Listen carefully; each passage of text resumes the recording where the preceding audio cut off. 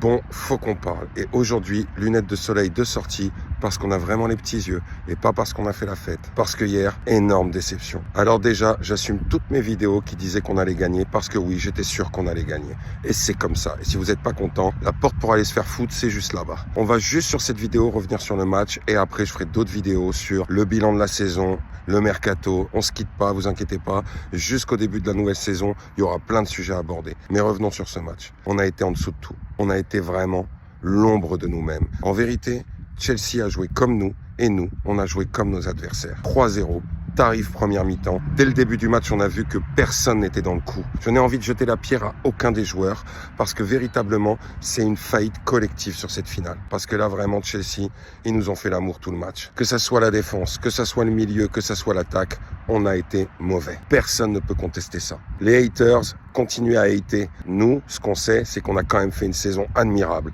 et nettement au-dessus de tout ce que vous avez pu faire, vous, dans votre life. Donc, ça ne nous touche pas. Mais nous, Parisiens, entre nous, on est capable de dire que ouais, sur ce match-là, c'est une faillite collective et c'est une faillite aussi de gestion des humeurs. Parce que certes, Chelsea a tout fait pour nous faire sortir du match, pour nous faire péter un plomb, mais en vérité, c'était à nous de garder nos nerfs. Et c'est vrai que voir Luis Enrique à ce point énervé et aller gifler Joao Pedro, c'était une image que j'imaginais pas voir. Les joueurs, par contre, c'est normal qu'ils aient un peu de tension. On est tous des humains. Oui, mais toi, t'es père, alors pourquoi tu cautionnes? Mais on est des pères, mais on est des humains aussi. Et nos joueurs qui étaient sur le terrain, pour la plupart, c'est des pères de famille aussi.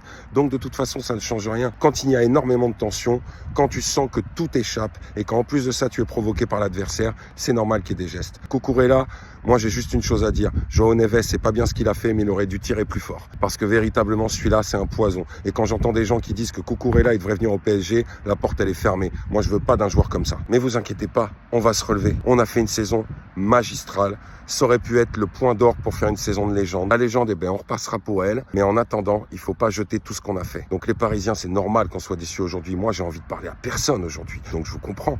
Mais la vie continue. Il faut qu'on avance et surtout, il faut qu'on reparte au travail. Il y a que ça de vrai. J'espère que cette défaite, en tout cas, finalement, elle va nous servir de renouvellement pour cette nouvelle saison. On va se remettre en question.